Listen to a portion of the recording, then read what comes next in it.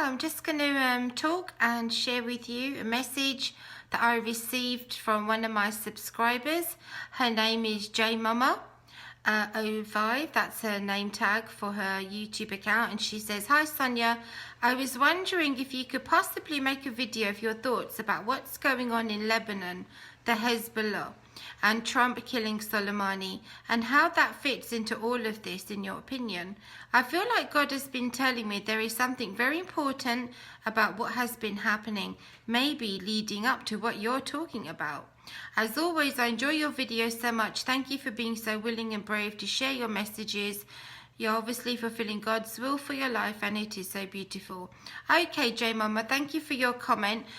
First of all, I think in light of Bible prophecy, when we look at the events that are taking place in our world today regarding the Middle East, America's killing of this general, Qasem Soleimani, we have to stop and pause and think, is this significant in regards to biblical prophecy? Is there something about what's taking place today that we really need to pay closer attention? And I would just begin by saying, in regards to the Hezbollah situation, well, we know now that they have taken over Lebanon. We know this was going to happen. We saw it coming. I think this is the first time since 1990 when the Syrians pulled out. But Hezbollah now is the majority government in Lebanon. And of course, they are considered the proxy of Iran. Why is that significant? Again, Bible prophecy is pointing us in the direction of the Middle East, and we are seeing certain things take place that are going to shape the history of mankind in the coming days, weeks, months and years. And I don't think that's many years in the future, according to what I'm reading in the Word of God. Just to mention also, Bible prophecy is something that I've been interested in from, I would say, the very beginning of my walk with the Lord Jesus. I'm going back to the year 2004. 2004, when I went to visit Israel for the first time in November.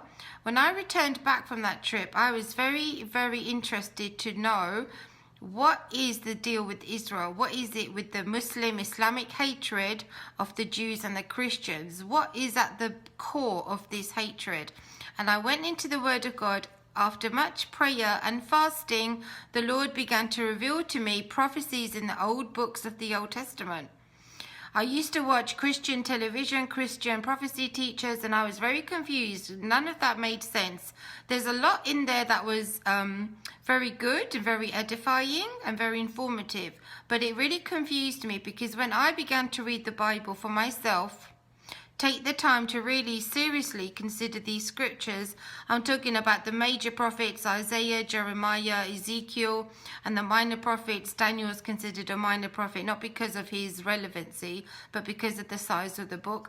When I was beginning to read these scriptures for myself and really praying and asking the Lord, prayer and fasting is really important, he was showing me that this is a Middle Eastern issue.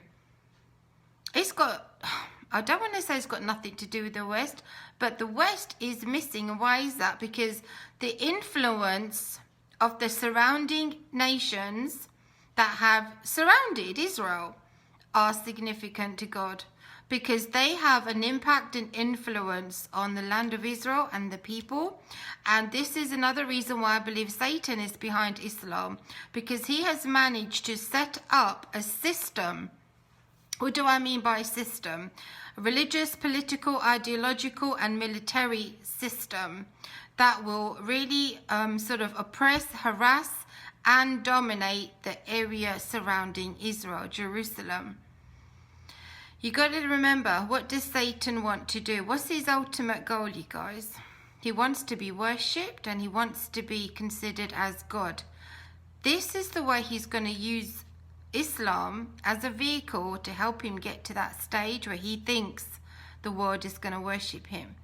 So that aside, now when I talk about Bible prophecy, and I mentioned Turkey and Iran in my previous videos, this is from the books of Daniel, chapters 7 and 8. But not only that, there's also chapter 2 I want to mention to you today. When we talk about this coming conflict between Turkey and Iran, Where do I get that from? I get it from chapter 7 and chapter 8 of Daniel. I'm going to read some excerpts from it. Now, it's telling us what to expect in the latter days, in the time of the end. Meaning, these events that I'm going to read to you have not happened yet. They're not historical events. They're yet to happen. So this is very important for us, you friends, to really pay attention to what is written here, because we're going to be in the know. You and I, do we not want to know what's coming tomorrow? What's going to happen? We want to know, don't we?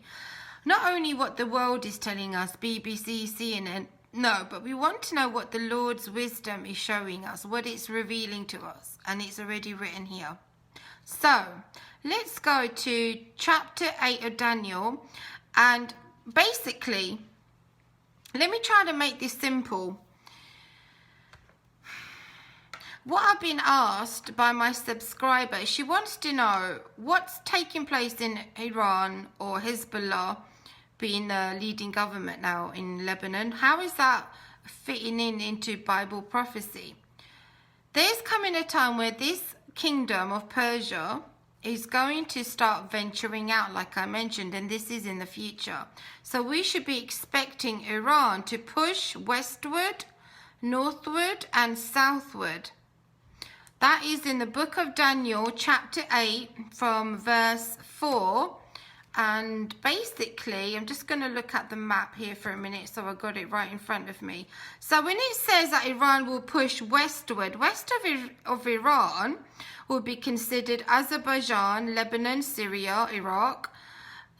Northward would be considered Turkmenistan, Uzbekistan, Kazakhstan. But it also pushes southward, and south is Saudi Arabia.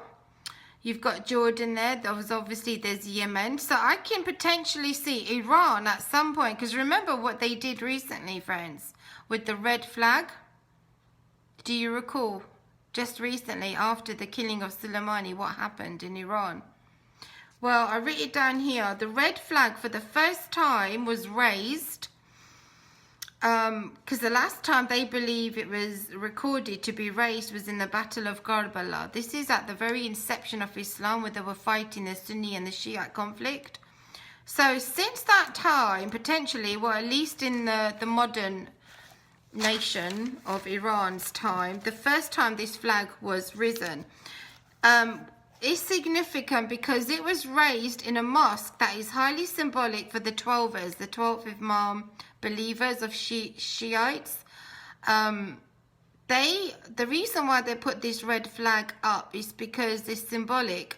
It's sending out a message to tell all the Shiites around the world that they want to avenge the blood of the martyr, or the martyrs, the blood that was shed. They want to avenge it. So they're sending out a signal to all the Shiites around the world to come and avenge this blood of Soleimani.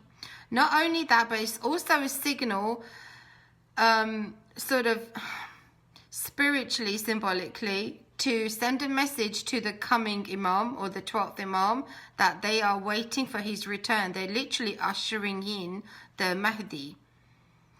So on those two counts, that red flag flying over at this mosque in Iran is hugely symbolic.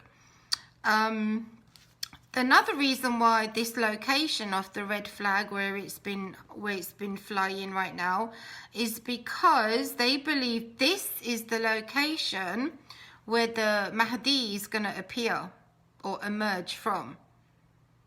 And they haven't done this before in the history of Iran. So they're taking it really seriously, you guys.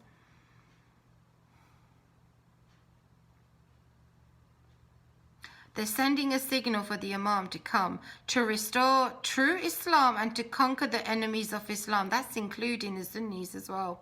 Because only then will true peace of Islam be reign in the region. Okay? So you've got this red flag in Iran. That's sending signals to people like Hezbollah in Lebanon.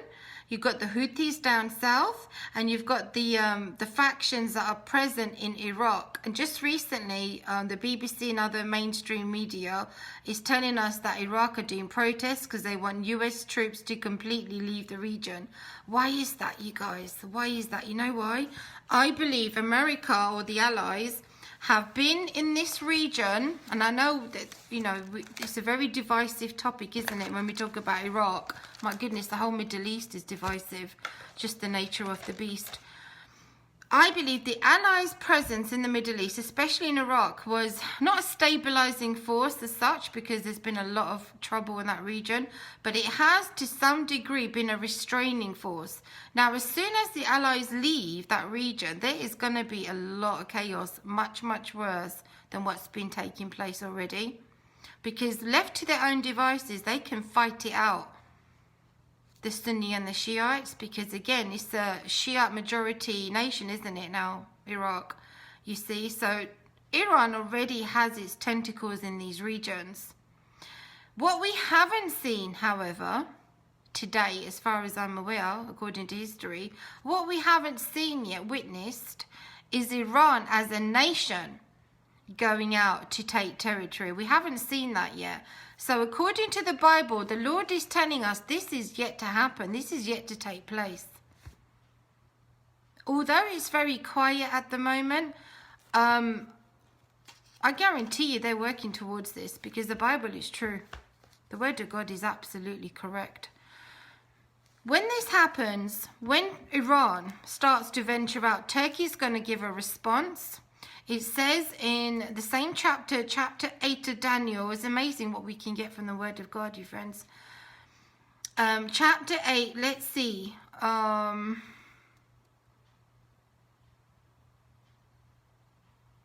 start from verse 4 and I'll continue to read to the end of the chapter. I saw the ram, Iran, Medo-Persian beast, pushing westward, northward, southward, so that no animal could withstand him, nor was there any that could deliver from his hand, but he did according to his will and became great. And as I was considering, suddenly a male goat came from the west across the surface of the whole earth without touching the ground. That's telling me with great force and great speed. And the goat had a notable horn between his eyes, who I believe is Erdogan, because again, this is the time of the end. Then he came to the ram that had two horns. I've been saying this for a long, long time about Turkey. I mean, years, you guys. Keep your eye on Turkey, because that is a revelation I received from the Lord during prayer and fasting. So now when I look back over these, 16, 17 years now, I'm thinking, whatever he was showing me then is now happening. It's coming to pass now. It takes time, doesn't it, prophecy? He came to the ram, verse 6, that had two horns, which I had seen stand beside the river, and ran at him with furious power. Turkey's running towards Iran. And I saw him, Turkey, confronting the ram, and he was moved with rage against him. He attacked the ram and broke his two horns. There was no power in the ram to withstand him, but he cast him down to the ground. I believe the two horns are representative of the political leader and the religious spiritual leader of Iran. I'm sorry. Verse 8. Therefore the male goat grew very great. When he became strong, the large horn was broken, and in place of it 4 notable ones came up toward the 4 winds of heaven. And out of one of them came a little horn, which grew exceedingly great towards the south, toward the east, and toward the glorious land. This little horn is the Antichrist.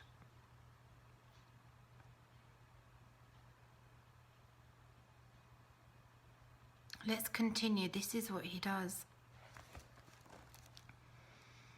Verse 10. And it grew up to the host of heaven,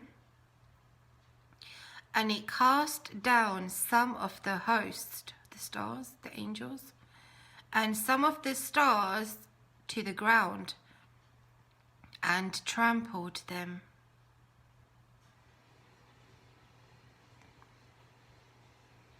Verse 11, he even exalted himself as high as the prince of the host, and by him the daily sacrifices were taken away, and the place of his sanctuary was cast down. Because of transgression, an army was given over to the horn to oppose the daily sacrifices. And he cast truth down to the ground. He did all this and prospered.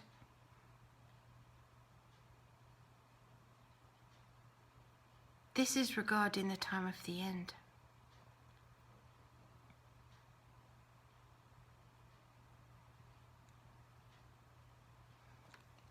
There's a lot of chaos that's to come, you guys.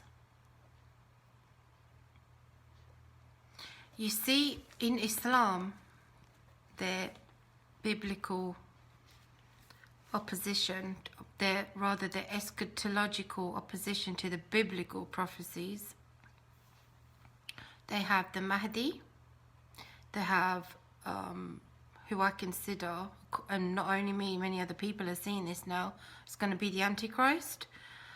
The false prophet, I believe, is going to be the Islam.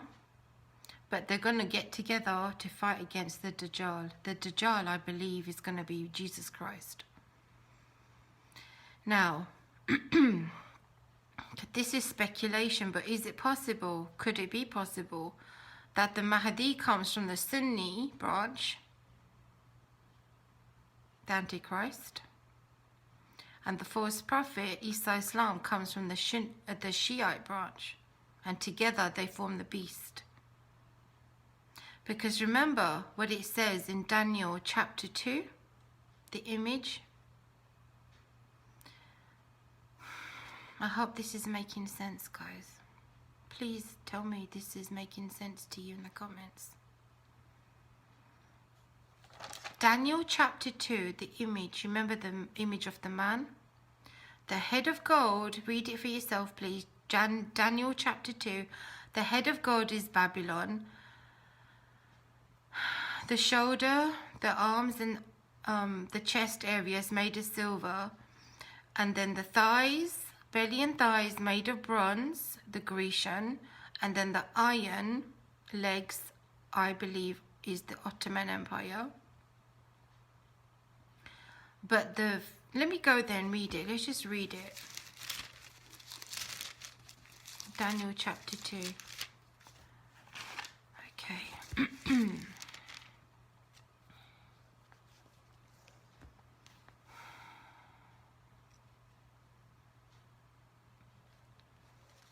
So Daniel is telling Nebuchadnezzar the interpretation. Verse 36, Daniel chapter 2. This is the dream. Now we will tell the interpretation of it before the king. You, O king, are a king of kings, for the God of heaven has given you a kingdom, power, strength, and glory. And wherever the children of men dwell, the beasts of the field and the birds of the heaven, he has given them into your hand, and he has made you ruler over them all.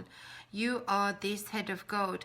You see here, he has made you ruler over them all. This is, Nebuchadnezzar was not a ruler over the whole world. That region to them at that time was considered the world. That's why it's using that language, to show, to emphasize the greatness of his kingdom, the Babylonians. Verse 39. And I believe history will repeat itself when the Antichrist comes. Verse 39, but after you shall arise another kingdom inferior to yours, then another, a third kingdom of bronze, which shall rule over the earth. And the fourth kingdom shall be as strong as iron. This part is where Islam is introduced. From my understanding of history and biblical scriptures. And the fourth kingdom shall be as strong as iron, inasmuch as iron breaks in pieces and shatters everything. That's exactly Islam. And like iron that crushes, that kingdom will break in pieces and crush all the others, exactly what Islam did. Verse 41, whereas you saw the feet, this is the second phase of this beast. The second era, if you like. Verse 41, whereas you saw the feet and toes partly of potter's clay and partly of iron, the kingdom shall be divided. Because remember, the iron represents the Ottomans of Sunni. That was doing the crushing, the breaking, smashing down into pieces.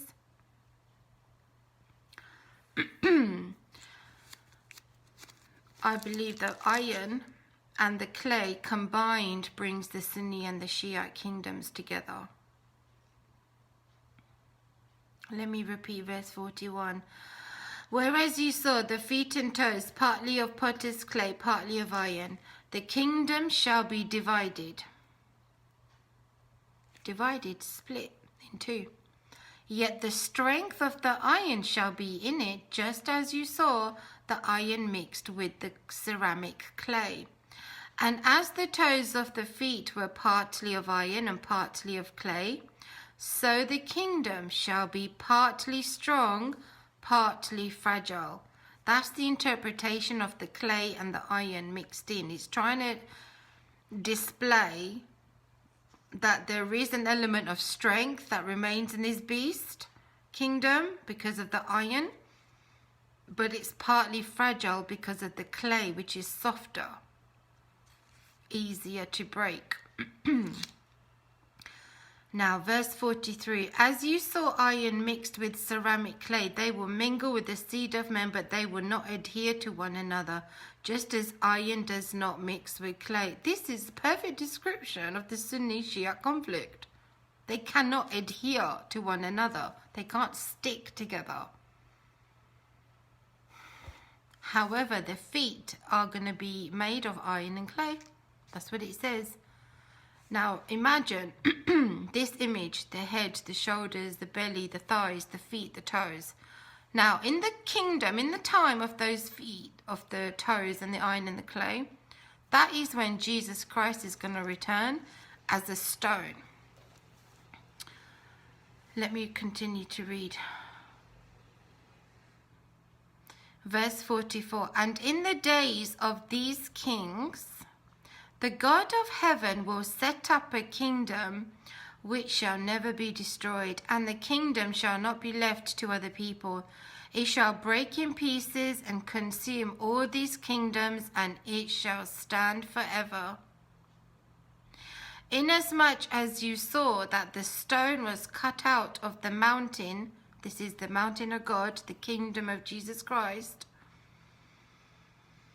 was cut out of the mountain without hands, and that it broke in pieces the iron, the bronze, the clay, the silver, and the gold. The great God has made known to the king what will come to pass after this. You see what's going to happen? It's going to bring down the whole beast. So this beast kingdom that Jesus Christ is going to destroy, he's going to wipe out the Islamic world, you guys. I know that's a big statement to make.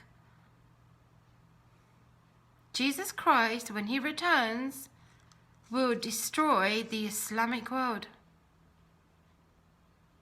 The Babylonians, the Medo-Persians, the Grecians, all of them, because they're going to all come back together in the last days as one kingdom.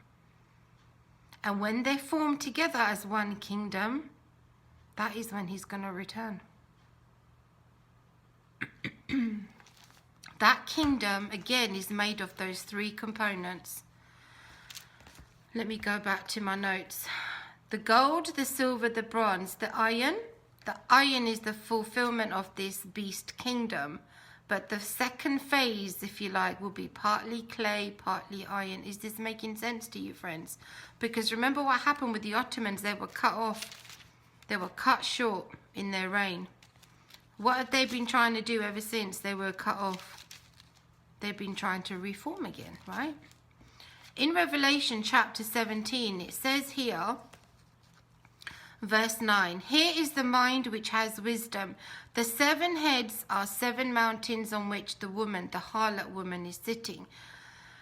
The harlot woman is the system that introduced Islam into the world, and it came in Arabia. That's the birthplace of Islam, Arabia. So Arabia is the harlot woman. That's my understanding of these scriptures. Picture now how the Islamic world hates Arabia, Saudi Arabia. However, they owe her. She's in control. She rides the beast. She's the one who created them, because she is Islam. She represents Islam.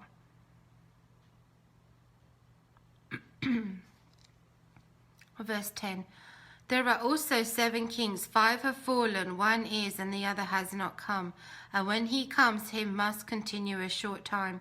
The beast that was and is not is himself also the 8th, and is of the 7th, and is going to perdition. So we need to know who was the 7th kingdom. That is the one we need to pin down and find out who was it. Let's go through these kingdoms one by one. The first one, the Egyptians. The second, the Assyrians. The third, the Babylonians. The fourth, the Medo-Persians. The fifth, the Grecians. The 6th was the Romans. After Rome came the 7th. Who was the 7th? It was the Ottoman Islamic Empire. That was the one that was broken. And when the Ottomans failed, when they lost their rule, they were coined as the sick man of Europe. After the 7th comes the 8th. That 8th is the Antichrist beast, kingdom, system. But it will comprise of all the other former ones, regionally. The interesting thing with Rome is that it was not as big as you and I were told it was. If you look on the maps, historical maps, it shows you. If you could do like an overlay, get all the maps of these ancient kingdoms and just overlap them, you see how much territory they actually covered. Rome is probably the least. But when it split, it grew greater in the east, whereas the western side dwindled. Remember, the Vatican is a pretty new concept. After this came the Ottomans, the Islamic one. The Bible is saying here it's the 7th one we need to identify. Let me repeat, verse 11. The beast that was and is not is himself also the 8th. When it is not is when Rome was there.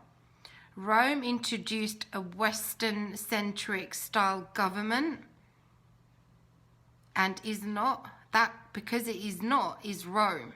Okay, does this make sense? Now I'm expressing it to you. The beast that was and is not is himself also the 8th. So the 7th is also the 8th. And is of the 7th, and is going to perdition.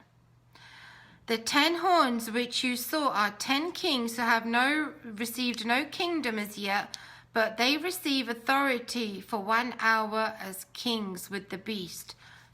I believe these are the 10 kings, the 10 horns, the 10 toes of Daniel chapter 2. Remember the feet, the toes of iron and clay? Partly strong, partly fragile. The Sunni and the Shiite. This is why I believe this is one of the reasons why Turkey will invade Iran, because of its Shiite strength, the 2 horns. Because Turkey is set to head this caliphate. It doesn't want nobody to interfere. That's why it's in Syria, that's why it's in Libya. It's already ahead of the game. Now Iran is going to start to mess things up a little bit, and I believe Turkey is going to say no. No way you're going to do that. That's why it goes to Iran with much rage and fury. It's going to be interesting to see these things play out in the future. Okay, so let's continue in Revelation chapter 13. Let's go back. And you remember these 3 animals yet again in chapter 13, verse 2. Or let's say verse 1. Then I stood on the sand of the sea, and I saw a beast rising up out of the sea, having 7 heads and 10 horns, and on his horns 10 crowns, and on his heads a blasphemous name. This beast is full of blasphemy. You know how blasphemous Islam is. It's full of names of blasphemy. So this beast with all its heads has this representation of blasphemy, utter blasphemy against the Son of God. Verse 2. Now the beast which I saw was like a leopard. It was like Grecian Empire. His feet were like the feet of the bear, the Medo-Persians, and his mouth like the mouth of the Babylonian lion. It's telling us this region is going to comprise of those three kingdoms again and culminate into the Antichrist beast system.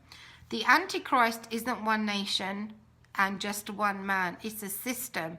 This system, or this United Nations of nations, needs a head. It needs someone to be the ruler, the caliph. The caliph, I believe, is going to be this dude, the Mahdi. They've been working, strategizing towards this goal, you guys, for a long, long time. Now, what does Satan need? Satan needs a portal.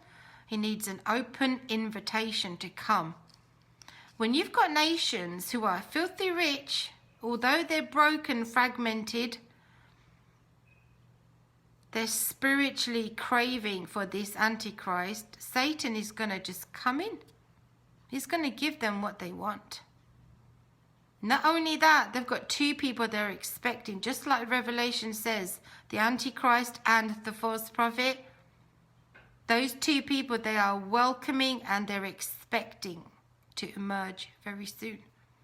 Satan is, of course, is going to take advantage of that.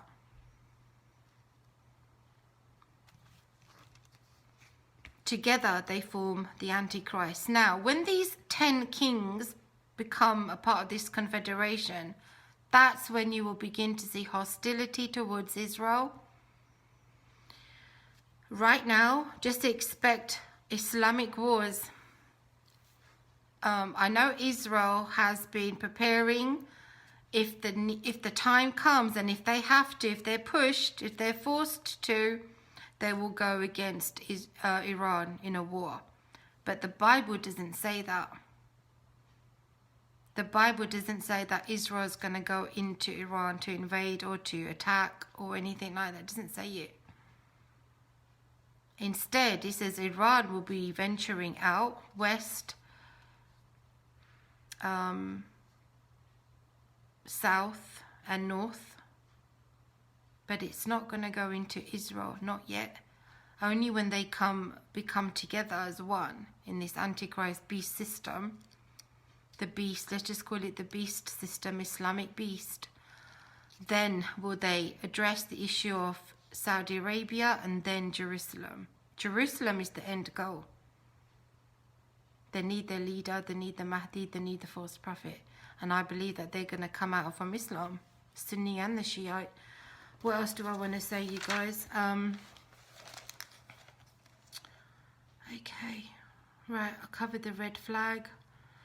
I talked about the Babylonians, the Medo-Persians, the Grecians, Ottomans, the gold, silver, bronze. You see, it keeps repeating. The Bible repeats itself.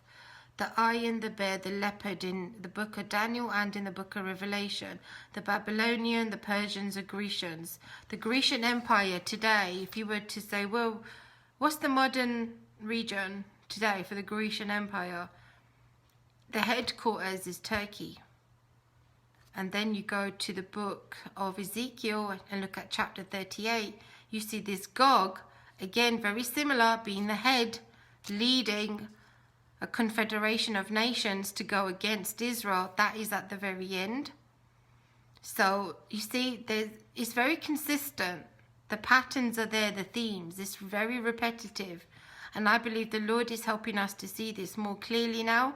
And there are still some people out there who are very insistent that it's the Romans, the Vatican. The Bible doesn't say that, you guys. It doesn't say it's all Middle Eastern. Where's the Vatican? It's in the West, isn't it? It's in Europe, in Italy. Anyhow, I'll leave it at that for now. But I hope that answers your question. Now you know the significance of Hezbollah being a proxy of Iran, Shiite, and now they are just north of Israel. You see, so they're closing the gap on Israel. Expect to see more of this, but definitely expect Iran and Turkey to have war soon. It's coming. It's in the Bible. It's coming. And we need to be prepared. Our Christian brothers and sisters in the region need a lot of prayer, a lot of support. And let's just pray that they will keep faithful and strong in the faith. And very trying times are coming, you guys. And I'm sorry, this message, again, is not all hope. The only hope we have is Jesus Christ, who lives within us. And the fact that he's returning, and when he returns, he's going to destroy the Islamic world. Because they are the ones that make up the beast kingdom. All right, I love you. And I'll speak to you soon. Thank you.